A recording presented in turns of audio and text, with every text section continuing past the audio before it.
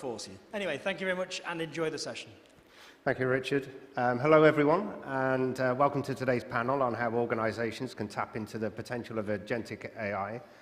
Joining me are a very esteemed panel of tech experts with a very deep working knowledge of making AI solutions work for businesses. Unfortunately, it doesn't look like we've got Rahul, so we'll have to pick up Rahul's questions as well, I think. Now, there's no shortage of hype, I think, around agentic AI. It really is grabbing a lot of headlines, and we see things like Gartner predicting by 2028 over 50% of enterprises will deploy agentic AI, in their opinion.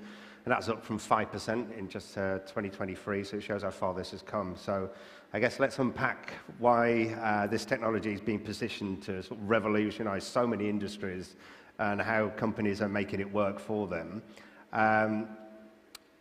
Colin, I'll sort of start with you. Could you actually give us a very simple summary of what agentic AI is? Yep. And how it offers, how it differs, I guess, from more traditional sort of AI models like chatbots that people are perhaps more familiar with? Great question to start with. I think it's really important because I think there is an awful lot of confusion around this. A chatbot, you ask it a question, you get an answer. An AI agent is something completely different because it is an autonomous piece of software that operates independently that can execute goal-oriented tasks. You give it a goal and it will list out a specific set of tasks that it needs to achieve, and it will go and execute them. But it will do it using logic, it'll do it using reason, and it will use tools like computer use that I'm sure a lot of us have seen. And I think the one thing to be cognizant of is that as magical as it is, ChatGPT is literally just a text box. You can ask it any question about any piece of knowledge and you will get a remarkable answer, probably better than most humans are ever going to be able to answer. But that's kind of it. It's not really able to do anything, do meaningful work. With the exception, I would say, that I use an awful lot of the time is, let's say, deep research. It will go off and it'll troll 200 websites, it'll come back and it'll write a research report. That's sort of the first sort of agentic thing that we're seeing. But we're still extremely early, but we're on the cusp of now being able to hand off work to an agent just like you would a digital colleague and go, this is what I want done, go and do it. And the kind of best example of that is, I'm sure a lot of people have seen, is the latest ChatGPT Developer Day, which was just 2 days ago. They're now implementing applications into the ChatGPT window, so you can ask Canva and go, make me a flyer for the fact that I'm, speaking at an event and I wanted to say this and here's my picture, and it'll make that. Or it's integrated into Booking.com, so it'll be like, I need to fly to New York, I need to be out there on this day, I need 3 days in a hotel in this area, and it will go and do that. So we're really only on the cusp of that at the moment. So more like a sort of a genuine personal assistant. Genuine personal assistant. The way I've talked about this for many years is AI will very soon become like an executive assistant. That a big company CEO could do. Think about this. There's a CEO of a large company and he has an executive assistant that he's had for years. They know them inside out, they know their preferences, they know all their details, and when he asks him or her, okay, I need this done, that's it. Consider it done. You don't need to think about it again. Pure done. And we're not there yet, and we're a couple of years away, but that's exactly where it's going to go, in my opinion. Okay. And, I mean, you can ask this for everyone, please join in on this one. So what sparked this recent surge in, it seems like a very sudden thing for me, like it's grabbing all the headlines now, all this hype. What sparked this sudden hype in agentic AI? Yeah, so, I mean, traditionally, people were focusing on using data for reporting, which we call it descriptive analytics. Show me what is my total customer registered, and then what is my total sale, and then things move towards machine learning and AI, where you start doing prediction. Okay, how many customers I'm going to acquire this year, next year, what my revenue looks like. This was the story, let's say, 2-3 years back. When ChatGPT came, this game has been completely changed, right? When OpenAI started by Sam and his team back in the US, etc. So the story is now more into, is not telling you what's going to happen in future, is actually justifying in further details why that should happen. So they complement this with data, and the data is becoming internal and external, which allow now executives, as what we hear just now, that CEOs and executives in any company to take further steps, which usually takes time. Take an example for that. We are, for example, right now I'm working in ADNOC, right? ADNOC Distribution. So this is a large oil and company everyone knows. So today, how we pick the location of a service station. Before we invest few millions on building a station in Dubai or in Abu Dhabi and anywhere, there is a huge exercise, finding the lands, identifying who are the living demographic surrounding there, what is the future plan of the government, and then put the right services. And it takes 1 month to do this visibility study.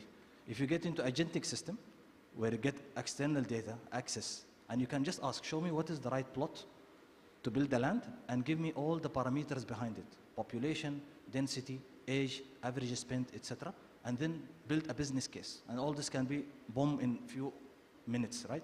So this, when management sees this, this is a complete game changer. And this is what really is spark all this now investment that we see in the region in AI and specifically in agentic area.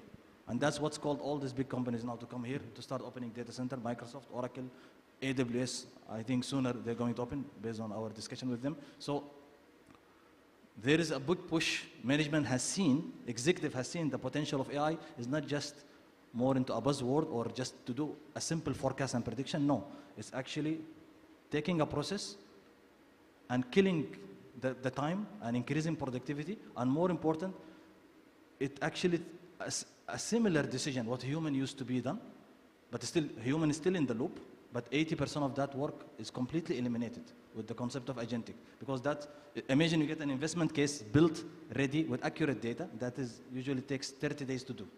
That's just one process in the company, building a station. Just take each and every process, you'll find the ROI is very huge. Yeah? This is what is really sparking, and it will continue to grow. I think the other piece on that is kind of like the why now piece to your question is the rate of innovation in the technology, the underlying technology is at a place where we haven't seen it before. And that's what's kind of brought this capability now to the table where it didn't exist 3 years ago, 4 years ago, as it does today. And also the accessibility of it. So it's now become a lot more affordable, a lot more accessible for companies, individuals to be able to get access to this technology, to be able to use it in ways where they can get a big benefit out of it, where those hurdles are a lot lower than they used to be. Like the fundamentals have been around for a long time, but actually being able to piece it all together and having it accessible, really the kind of the LLM underlying technology has made a big difference to that. So it's like very much a viable option now, yeah? Even though it might be, like you said, quite early, it's at the stage where companies should be looking at this right Definitely now. should be, and I think to the example there around, like, let's say, planning where you're going to put your next station, the use cases do exist. The technology is good enough there today to be able to deliver. It's around finding those right use cases that are actually going to deliver value for you. And I guess it's similar to before when we've seen a lot of, say, like 5-6 years ago, there's a big surge in hype, certainly here in Dubai and the region around AI. With those stories always comes lots of scaremongering, and I think this is the case again with Agentic AI and the conversation. Is it getting too smart that we can't sort of control it? What are the sort of controversies sort of surrounding Agentic AI? What are the sort of risks that you think this level of AI poses that companies and organizations should be aware of when making decisions about it? What would you say, Colin? Well, the obvious one is it going to take all of our jobs? Yeah. I suppose my answer is I hope so. No, in reality, I think what's becoming very evident to myself and a lot of my colleagues is the importance of the human aspect in the process. I mean, we've had automation in the world of IT for 20 years, and that's fine. And AI can do an awful lot of automation. But what's more important is to embed the human element in there to make sure that it's being done properly. There's an awful lot of risk around using agents. I mean, we've seen all the stories of them doing the wrong thing and, you know, people using AI blindly and people using, you know, AI in a legal perspective and it's making up case law and those sort of things. I mean, we've all seen that.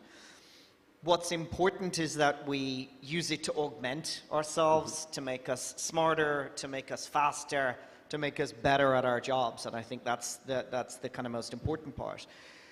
The challenge, as myself and Rob were discussing just a few minutes ago, is how slow enterprises move. And I think what we're going to see now is, look, AI is on an exponential curve. And most people don't really think in that way because we're just used to linear progress. And we're really getting to that steep part of the curve now. And, you know, I spend half my day trying to keep up with what's going on in AI.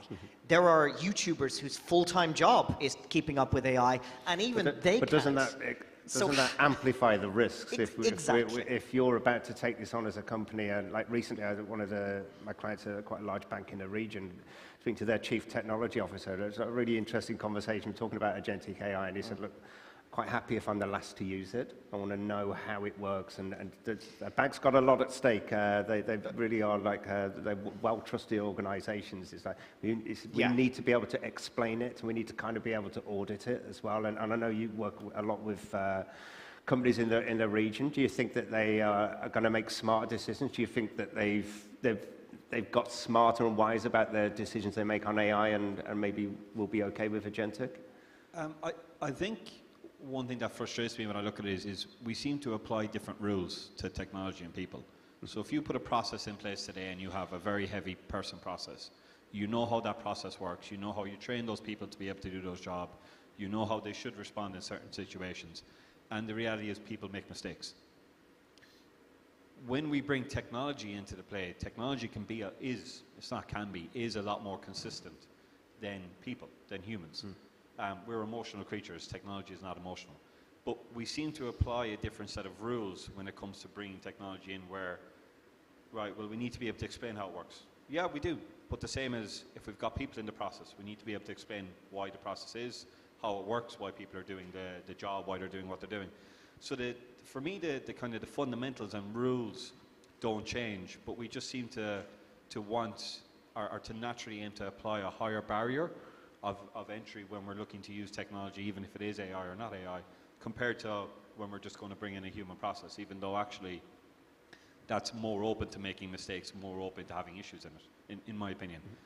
So I think we've got this piece around trust definitely needs to come into play. You definitely need that human in the loop element, but also why are we applying different criteria?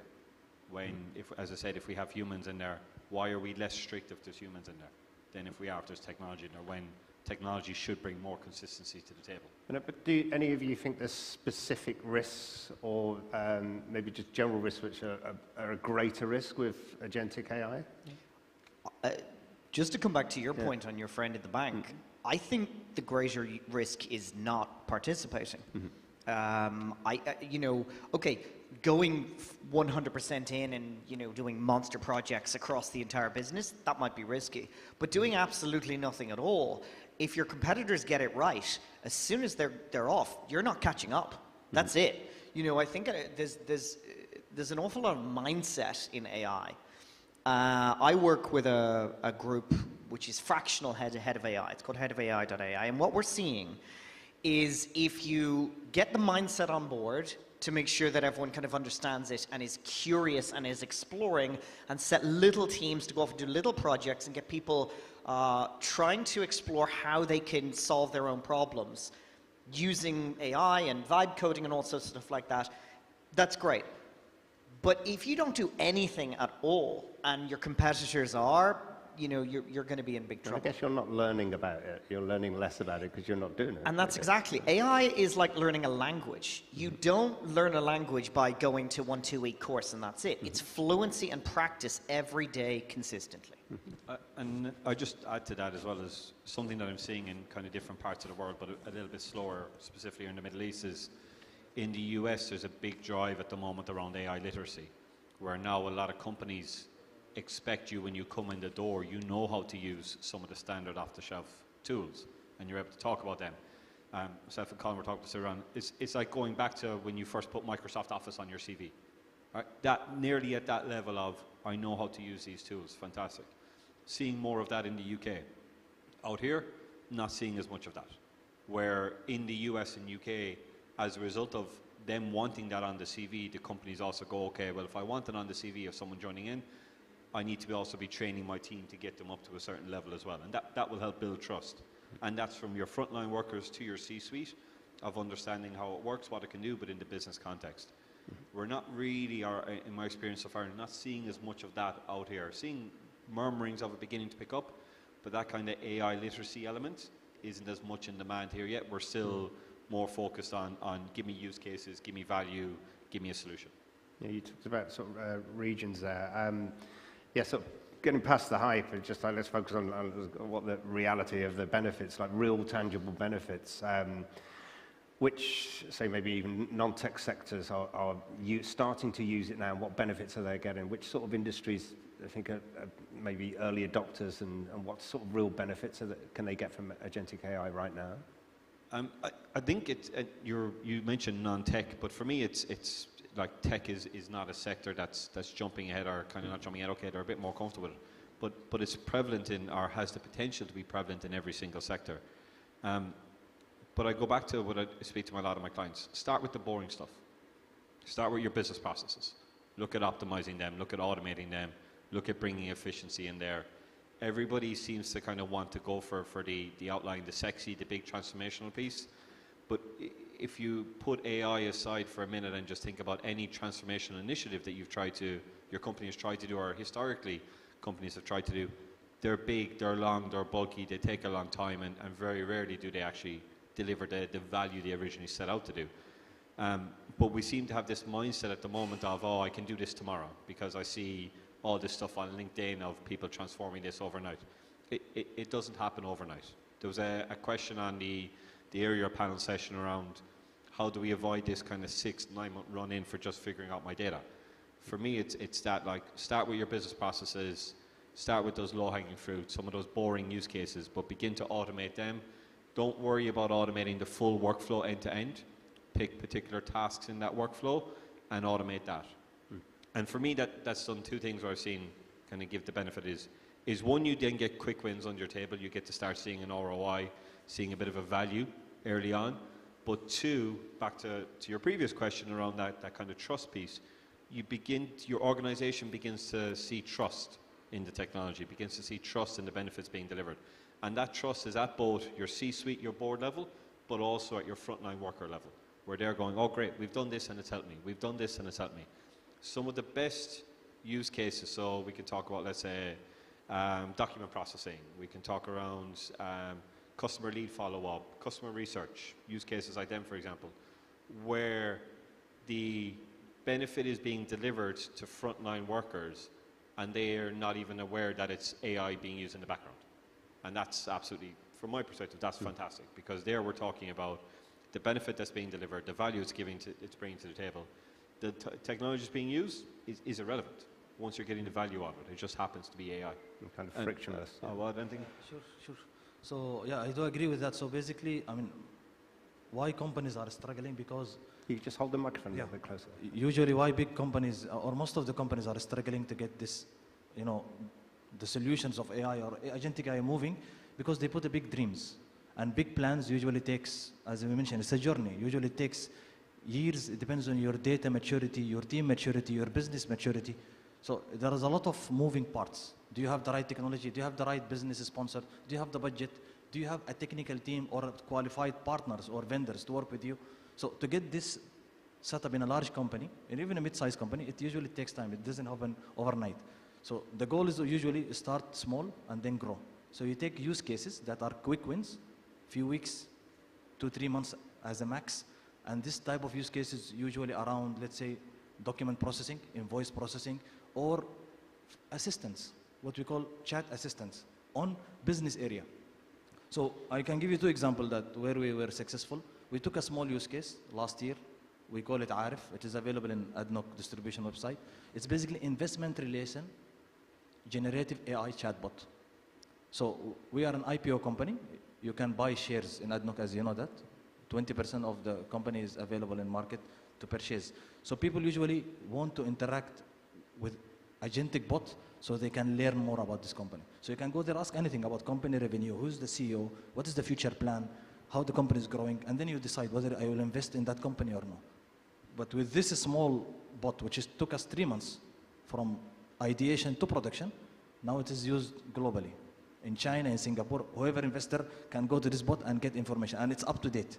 So we publish result every quarter, so people get familiar with the distribution, and the bot talks in a different language, English, Arabic, Chinese, whatever it is. So this is a small entry. Then the next, we did something called financial assistant. So we give that to the CFO, and all 50 people working in finance division use that bot. So what it does, ask anything about OPEX, CAPEX, which division is spending more, what is the manpower cost, what is the contract cost, in a normal chat language, rather than going through hundreds of dashboard and hundreds of visualization. So this is productivity that cut down process by 70% of arriving to accurate data very fast.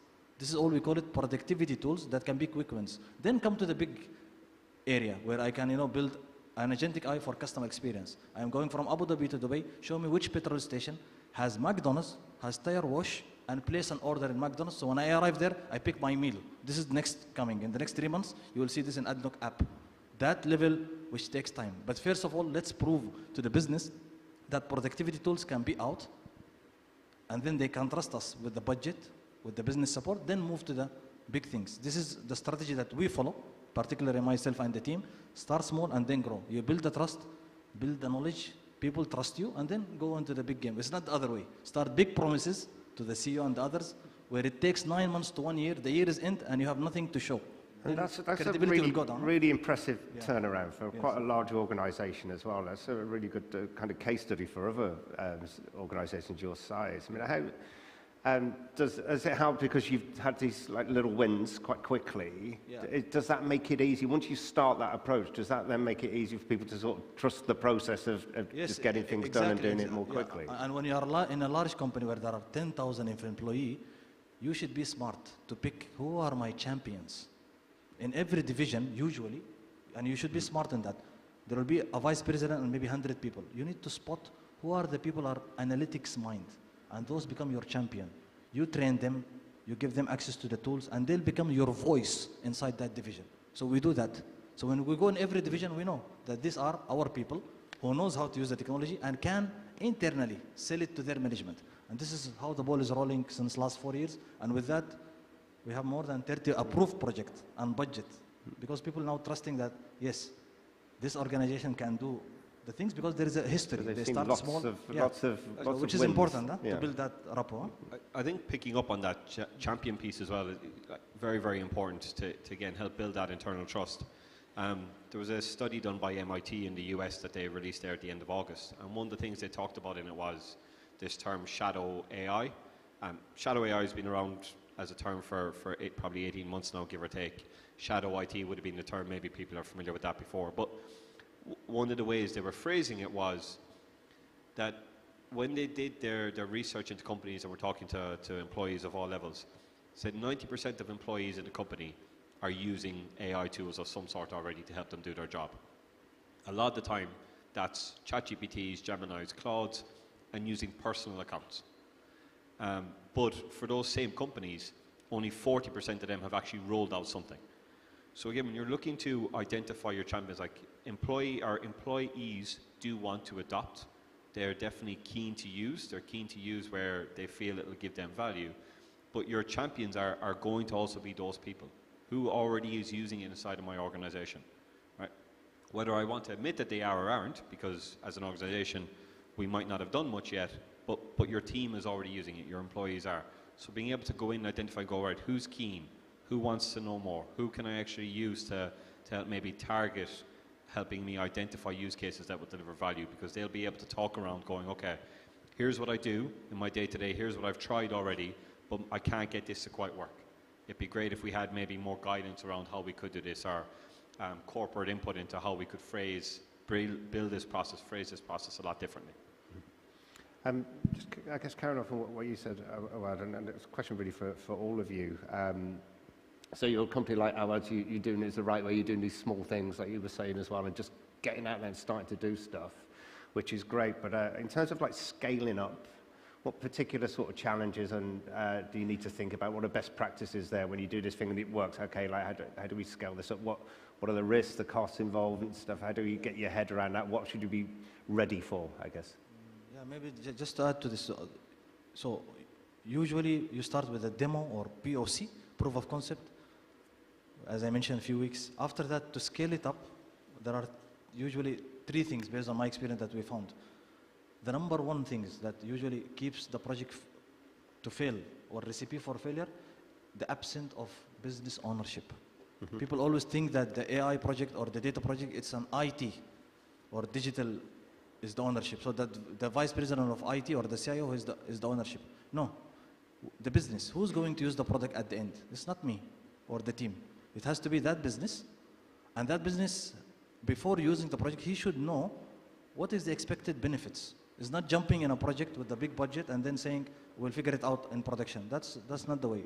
So we do something called value realization exercise at the beginning. Value realization. Yeah. So, or basically a business case, investment committee business case. So you should expect, okay, I'm building a bot, chatbot, agentic AI, whatever. Who will be using it? What is the frequency of using? And what is the expected return of investment? And this should be endorsed by the business. Business should believe that, for example, the finance bot, they have done the study. We have 50 analysts. If they are going to use the bot even once a day, I'll be able to save at least a few $1,000s every month. Because it cut the process, right? And getting data accurate in a good form with the charts quickly, instead of someone going and making it, etc. That the business should believe. Once you have this buy-in, this is 50% of the story. Then to scale it up, of course, you need, after that, the digital team to build the infrastructure. You have the right, cloud setup, the right engineering team, the right partner, and then the training, which is important. People should know how to use the tools. You cannot just send an email saying things in production. There should be training session, adoption, which is critical, adoption, and we should measure the adoption. This is what we do. Measure the adoption of every solution every month. How many people are using it, and why they are not using it, if there is an issue. So these are the key things you need to follow. It's not about having a money and a budget. Yes, every company has money and budget, in reality. But majority, but in reality, are they using the products? Yes or no? This is important, measure it, and what gain they are getting out of it. So this is all has to be agreed and done.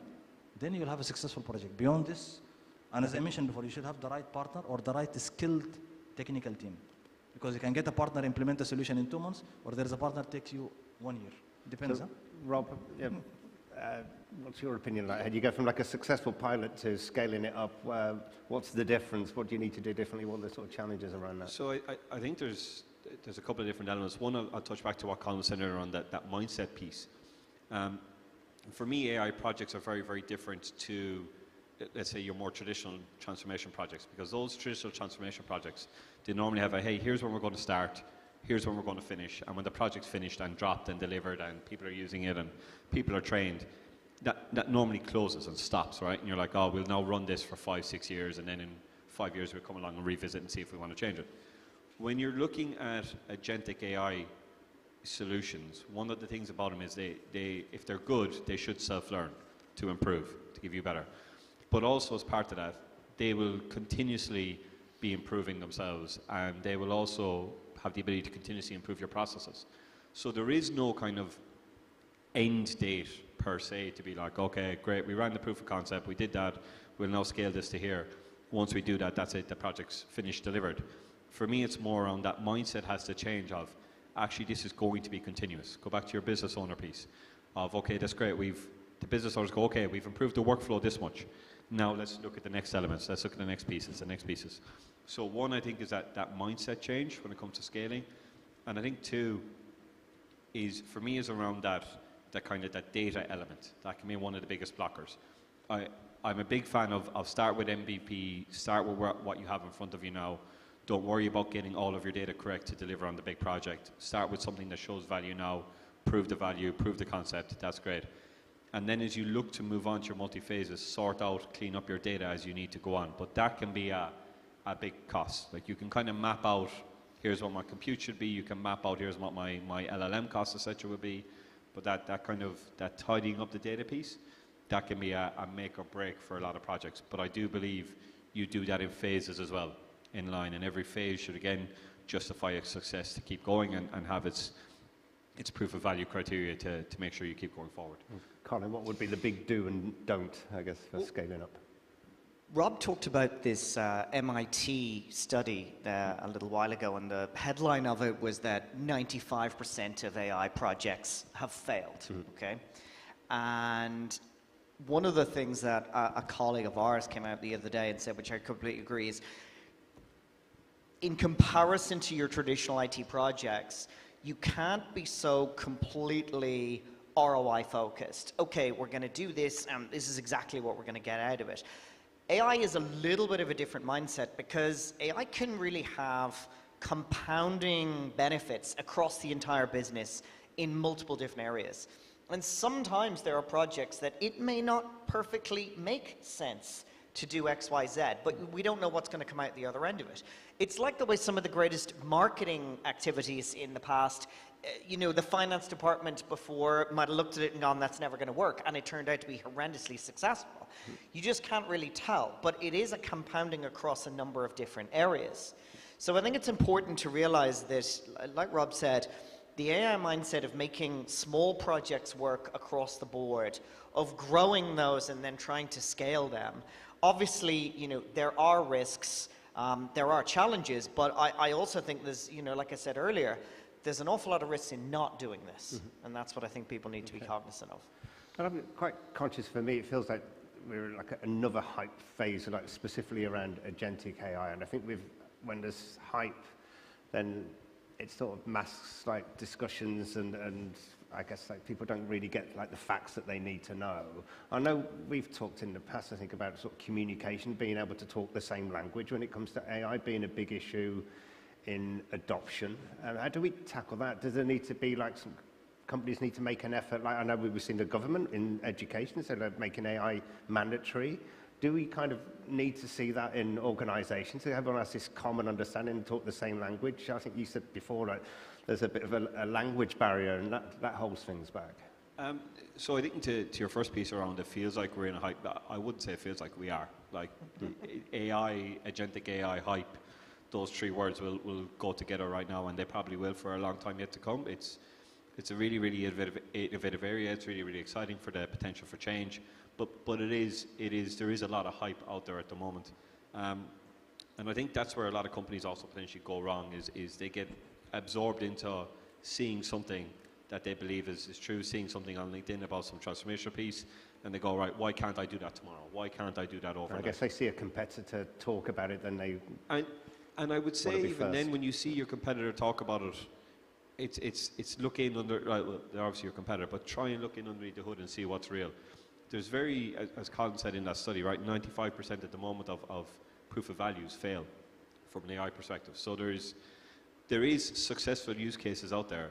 There's very few people talking from the rafters about the successful use cases that they have. There's lots of solution companies out there talking about how good their products are, but actually being able to translate that into, hey, yes, here's my 20, 50, 60 customers that have done it, and here's the value that they've got from it.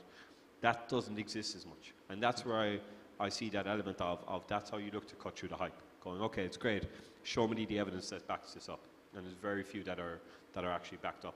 The other piece around speaking that same language, it's been a concern in companies for years. Again, we'll go back to that IT versus business process piece. IT and the business speak very, very different languages. They have done for years. They will continue to do for years. If you go back probably 10, 15 years, there was no chief innovation officer role. IT was the innovation arm of the company, and then we began to realize, going, actually, IT now, their job is keeping lights on, and we need somebody to innovate. So we'll bring in an innovation kind of officer arm. We'll bring in an innovation function. Similar to what Awad was talking about there around who owns these projects. These projects aren't owned by IT, or at least I believe they shouldn't be owned by IT. They should be owned by the business process, the business function that's going to get the benefit out of it. They're the one that understands their process today. They're the one that understands what would make it better. They're the one that understands what good looks like from that process perspective. IT don't understand what a good sales process looks like. They don't understand what a good marketing process looks like. So that's where that kind of being able to have IT and the function sit in the room and actually talk to each other, there's a big gap there. But I would say that AI hasn't brought, or AI hasn't surfaced that gap. That gap has always existed. Mm-hmm. I guess it's like the traditional silo, probably the bigger the organisation, you certainly see that happening. And I think we've seen a lot of places like labs and stuff being used a bit more interestingly. Like a bank I work with in Saudi Arabia, they've invested a lot in their digital transformation. They're using AI a lot, and they've invested in this lab. And I thought it was quite interesting. They're bringing lots of external speakers in just to talk to staff on a regular basis. And I think, do you think maybe is that something you say like you do in your organisation? Is listen to experts and try and keep in tune with what they should be doing? So we have two things which has been introduced, let's say 1.5 years back. There was an AI course, was let's say beginner or introduction to AI, which was open to 60,000 employees in ADNOC. So you can join online, get the session from experts, and it was basically... And how popular was that? How popular was that with staff? How many staff did opt to do that? That it was a mandatory course that everyone has to join, and even you will get like a certificate out of that, and it was half day kind of online. Okay. So you have to join in, and then it's a recorded session, etc. So with that, the purpose of that course was at least every employee in the company knows what is AI. And then also there was another course being given 3 months back on AI agents by Microsoft to, again, thousands of people to ask how you can make your own, how you can use Copilot in your email, in PowerPoint, in Excel, for your day-to-day job. So at this stage, majority of the people in the company at least know that AI is important and it has value, and maybe they can come with some use cases, the general population, which was not the case 2 years back. That sets us in a different way. So whoever in the organization, they've got this learning available. Yeah, and then there was another course for the executive level, 3 days course, with experts to tell them how you transform your company using AI. And maybe around 200 executives has been sent for this training. Yeah, I hear a lot like if you want to be good at this, that your exec team has to be. Yeah, because this has been driven, because the agenda in ADNOC has been driven by UAE, president, and the ministry, etc. So the AI in our company is really taking seriously as a topic. Conscious of time, we've got just a few minutes left, so I just want to see, do we have any questions for our panelists from the audience? Carlo, down here. The microphone is on its way. What do you guys think the biggest risk to a mid to large size organization is in using AI agents, agentic AI? Do you want to start there? So for me, it's not understanding the process that they're trying to automate or improve correctly. So nearly one of the exercises I do when I'm going into a client is I go, okay, we've got a questionnaire. I want everyone in the team to fill out this questionnaire around what they do, what their process is, exactly how it works, their day-to-day jobs. And what I find is that the management explanation of the process and the explanation from the people who do the process, there's a massive gap, right? Massive, massive gap. So when you then talk about, okay, we want an agent to do something, fantastic. Understanding how that process works today, that's actually driven by the people on the front line who do the process, not by the middle management, not by IT, not by the people above. It might even be documented it should be done a certain way. It doesn't mean that that's how it's actually done. So for me, that biggest gap is going, okay, we're going to implement agents, but we haven't necessarily spoken to the right stakeholders to understand how the process already works today, to then ensure that we can fit it into the way that our systems and our processes and our flows actually already work, so that we know the people will use it. And that's where I find that biggest gap of they'll implement something that doesn't work with how the team already do a process. So it doesn't integrate properly, and then your stakeholders don't actually use it. So it delivers no value and fails. Yeah, I was about to say that for the last question as well. I think stakeholder management is a huge thing across AI in organizations altogether. We talked about the mindset earlier and just getting everyone on board to kind of understand the art of the possible and how it might affect your own job or your own department, which will be radically different for every person. But at the C level, that's where it needs to be driven. And let's face it, most of the C-level don't really understand tech a huge amount, and very few of them are really adept and on top of what's going on AI. It takes probably the CEO to be really, minded into going, I want to become an AI-first organization, and he has to permeate that right down through the organization, which doesn't happen that often. But, coming back to what Rob said about the difference between the mid-level management and then the people on the ground, that is very, very significant. But having all of them educated, enlightened, and really feeling excited about what this can do and trying to implement it into their everyday operations and getting them thinking about that, and then supporting that by IT, I think that's probably So maybe best. like a combination of like how you're saying with like mandatory training that like exec level do and all staff, combined with getting people in to get them excited, like guest speakers to talk about this is what's happening in your industry over there. Maybe a combination of the two might be a good way of sort of tackling that, I think. Do you have time for one more question, maybe? Good question. Thank you. Just one in the middle there. Yeah, you talked about 90% failure rate from all the studies. Do we have some success, that 10%? What's the top popular use cases that's really helped business, whether it's top line focused or is it bottom line focused? So a top use case for So agentic the 95% failure was from the MIT report. So it's not something we've made up on stage. It's the so I'll go with what they said. All right. So their answer was all around the use case. It's not down to particular use cases. It's all down to approach. And it was down to actually being able to go, okay, do we know what we're trying to solve for? Do we understand the process correctly? Do we know that it will deliver value? Have we spoken to all the stakeholders? Have we put the right approach in place to actually go and tackle this versus have we just taken something shiny off the shelf? Have we just kind of said, oh, we think this is a problem for us, let's solve it this way, and then we don't have the stakeholders engaged properly, so they don't actually do it. Goes back to one of the other things in that same report, talked around how that was where the 80%, I think it was 80% of people are using, let's say, ChatGPT in work, those frontline workers. They have more faith in ChatGPT being able to help them, or Claude or Gemini, other LLM tools are available. They have more faith in those tools being able to help them than a tool that has been implemented by their company. Because they're like, actually, the company tool is very narrow. It's supposed to help me with one thing, but it can't even do that process correctly, because again, it didn't understand the process. Whereas the people on the front line using the generative AI tools to help them, they're going, I know my process, I know what I want it to do, so maybe I only want it to help me write an email. Perfect, I'll do that. Maybe I want it to help me do a bit of market research. Maybe I want, whatever that use cases is, they know within reason where its limits are and they know how it can help them.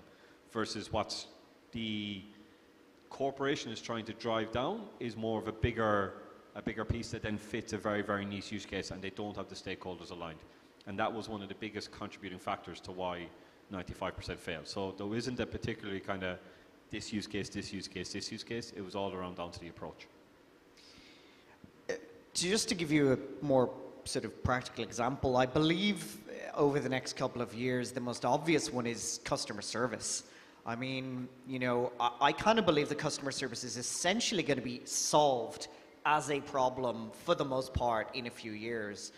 Because as we all know, ChatGPT can give you an awful lot of the answers to your common questions without you having to go and resort to calling up this company and getting on a switchboard and talking to someone who doesn't know the answer. There are still issues around hallucinations. The companies really are not there yet with adoption and things like that, but it's going to become so easy, so that it'll just become fairly normal for every major corporation to bang all their data into an LLM. It'll get 95% of the questions right, and if it doesn't know the answer, the human that you're going to go and talk to is going to have a perfect summary of everything, of the problem and who to talk to and what to fix it and things like that. So I think that's one of the most obvious ones to look at, but I agree in what Rob said in that it really is more to do with the approach than the individual use case. And I think it's a great point to end on. That's hugely encouraging that we're all going to get better customer service, and I think that's a great motivation for all companies to adopt it. I think it feels like it should do that as well. So. And it's one of the greatest things about AI. I mean, we see these crazy battles going on with all the big LLM companies spending hundreds of billions. Who's benefiting from that? Everyone. We've got this magical box that can answer absolutely any question you can think about for free, and that doesn't happen too often. So it is a fantastic thing. Well, that's about all the time we have. So I just want to say a huge thank you to our panelists today. Some great experience on stage and some really good, nice, clear insights, which I hope are useful and practical for everyone to take away after this session. So thank you very much, and thank you for your time. Thank you all very much. We're going to go for lunch break right now. So lunch is being served outside. Feel free to bring it back in here.